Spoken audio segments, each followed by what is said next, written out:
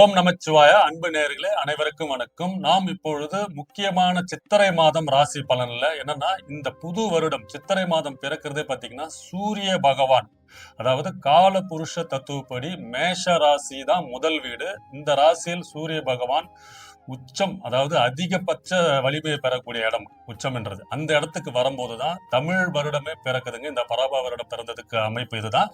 இந்த மாதத்தில், இந்த சித்திரை மாதத்தில் அனைத்து ராசிகளுக்குமே சக்சஸ், வேலை, தொழில் மாற்றம், முன்னேற்றம், மாணவர்கள் படிப்பு, கல்யாண வாழ்க்கை, ஏகப்பட்ட தடங்கள், சிக்கல்கள் இருந்தவங்களுக்கு எல்லாமே மாற்றத்தை நோக்கி முன்னேற்றத்தை கொடுக்கக்கூடிய மாதமா இருக்குதுங்க. ஏன்னா இவ்வளவு நாளா அதாவது ஒரு மாதத்திலும் ஒரு கிரகங்கள் மாறும் போதுதான் அதுக்கான பலன்கள் நமக்கு ஒரு படியா நம்ம கொண்டு போவோம். ஸோ அதாவது சனீஸ்வரன் 12ஆம் வீட்டுல இருந்துட்டு ஒரு ராசிக்கும் விரைய சனியாகவும், 7.5 சனியாகவும், கண்டக சனியாகவும், அஸ்தாட்சம சனியாகவும் சிறு சிறு தொந்தரவுகள், தொல்லைகள், சங்கடங்கள் கொடுக்கும். இந்த பட்சத்தில் இந்த சூரியன் சித்திரை மாதத்தில் மேஷ ராசிக்கு வரும்போது முக்கியமா அனைத்து ராசிகளுக்குமே பாத்தீங்கன்னா அரசியல் துறையில இருக்கிறவங்க, பொது வாழ்க்கையில இருக்கிறவங்க, கல்வித்துறையில இருக்கிறவங்க, அதாவது இப்ப டாக்டர், இந்த மாதிரி மாணவர்கள், உயர்கல்வி, ஸோ அனைத்து ராசிகளுக்குமே பாத்தீங்கன்னா அவங்க எதிர்பார்த்த ஆசைகள், சுபகாரியம் பண்றது, வீடு வாங்குறது, இடம் வாங்குறது, இல்ல உங்க பிள்ளைகளுக்கு மேரேஜ் பண்றது, கல்யாண அமைப்பு, திருமண பாக்கியம் எல்லாம் நீங்க நடைபெறது, இந்த அமைப்பு எல்லாம் கொடுக்கக்கூடிய மாதமாக இந்த மாதம் இருக்குங்க.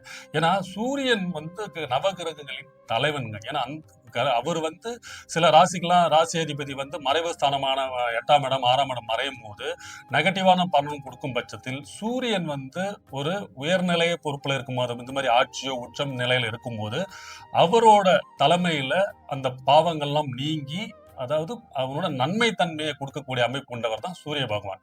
அதனாலதான் இந்த மாதம் தமிழ் வருடமே பிறக்குது. சோ இந்த மாதத்தில் என்னென்ன பலன்கள், என்னென்ன யோகங்கள் உங்க ராசிக்கு இருக்குதுன்னு பார்ப்போங்க.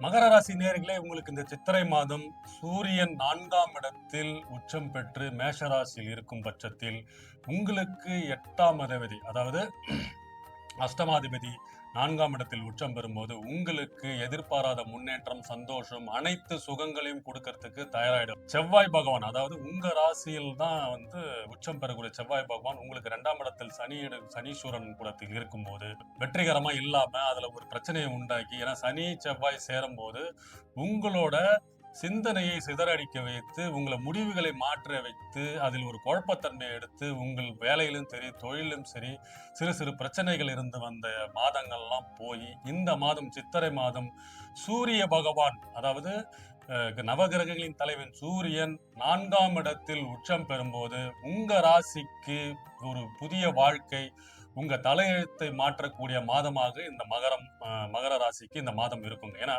உங்க 4ஆம் இடம்ன்றது உங்களோட அனைத்து சுக போகங்களை குறிக்கிற இடம். முக்கியமா உங்க தாயாரின் தேகாரோக்கியத்தில் இருந்து வந்த பிரச்சனை, ஆரோக்கியத்தில் இருந்து வந்த பிரச்சனை, உடல் நலத்தில் இருந்த பிரச்சனை, மருத்துவ செலவுகள்லாம் இருந்து பார்த்தீங்களா, அது எல்லாமே இப்போ மாற்றம் அடைந்து முன்னேற்றம் காணப்படும்.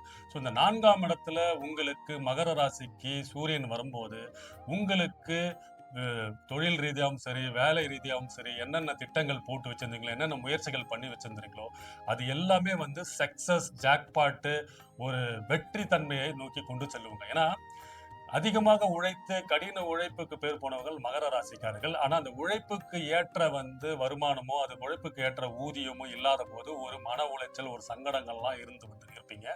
அந்த சங்கடங்கள், மன உளைச்சல்கள் எல்லாம் தீர்க்கக்கூடிய மாதமாக இந்த மாதம் இருக்க போதுங்க. ஏன்னா புதன் பகவானும் அவர் கூட இப்போ சூரியன் கூட சேர்ந்துருவார் ஒரு 3 நாள், 18ஆம் தேதி போல. ஸோ 18ஆம் தேதி புதன் பகவானும் வரும்போது, புதன் பகவான் உங்களோட 6ஆம் அதிபதி.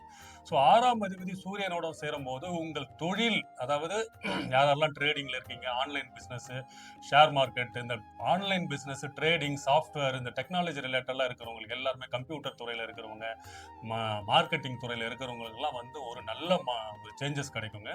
அதுக்கேற்ற உங்களுக்கு பணி மாற்றம், பணி உயர்வு, வேலை உயர்வு, பதவி உயர்வு, இந்த மாதிரி அமைப்பெல்லாம் இந்த சூரியன் 14ஆம் தேதி வந்ததுக்கு அப்புறம் 18ஆம் தேதி புதன் பகவானும் உங்களோட 6ஆம் அதிபதியும் வந்துடுறாரு. ஸோ உங்களோட 6ஆம் அதிபதின்றது யாருன்னா உங்க தொழில், உங்க வேலையை குறிக்கிற கிரகம் புதன். அவரும் சூரியனோட சேரும் போது 4ஆம் இடத்தில் வரும்போது இதுக்கு உண்டான அமைப்பை எல்லாம் ஏற்படுத்தி கொடுத்துவார்.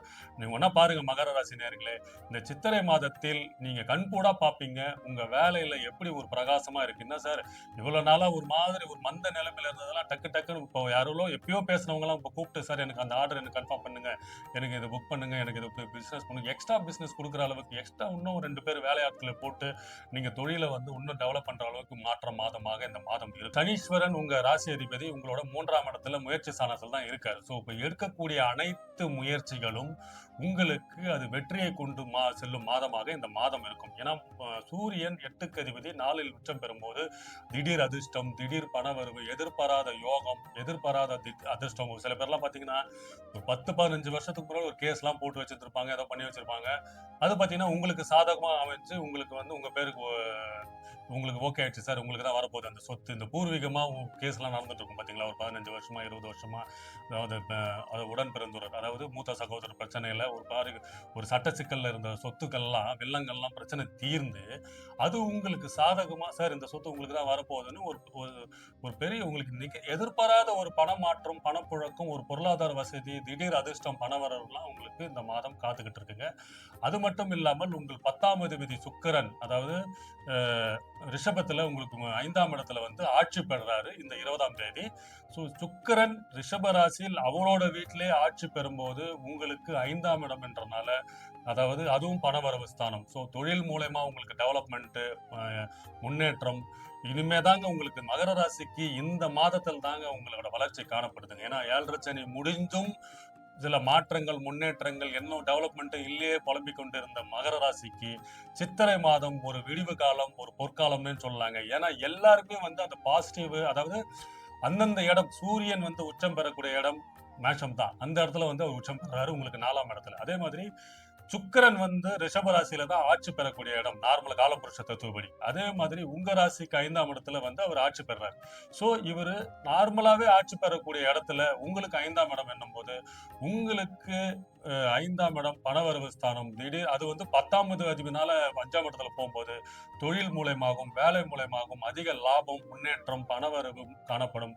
முக்கியமா பூர்வீகத்தில் இருந்து வந்த பிரச்சனை காணப்படும். குழந்தைகளின் படிப்பு, ஏன்னா 4ஆம் இடத்துல சூரியன் உச்சம் பெறாரு, புதன் பகவான் இருக்கனால உயர்கல்வி படிப்பு, பட்டப்படிப்பு, யாரெல்லாம் மாணவர்கள் வந்து நீங்க எதிர்பார்த்த கல்லூரிகளுக்கான சீட்டு, நீங்க படிக்கிறதுக்கான சீட்டு, நீங்க படிக்கிறதுக்கான பட்டப்படிப்பு அதெல்லாம் அமைப்பெறுவீர்கள். முக்கியமா வெளிநாட்டில் போயிட்டு ரிசர்ச் படிக்கிறது, தொழில் கல்வி படிக்கிறது, மருத்துவ படிப்பு படிக்கிற அமைப்பெல்லாம் இந்த மாதம் கன்ஃபார்மா இருக்கு. மகர ராசிக்கு இந்த புதன், சூரியன், சுக்கிரன் 10க்கு அதிபதி, 8க்கு அதிபதி, அதுவும் இல்லாம வந்து பாத்தீங்கன்னா புதன் பகவானும் அங்க சேரும் போது இந்த மாதம் உங்களுக்கு தொழிலில் பெரிய மாற்றம், வேலையில் பெரிய ஒரு முயற்சி, எல்லாமே உங்க முயற்சி எல்லாமே வெற்றி மாதமாக இருக்கும்.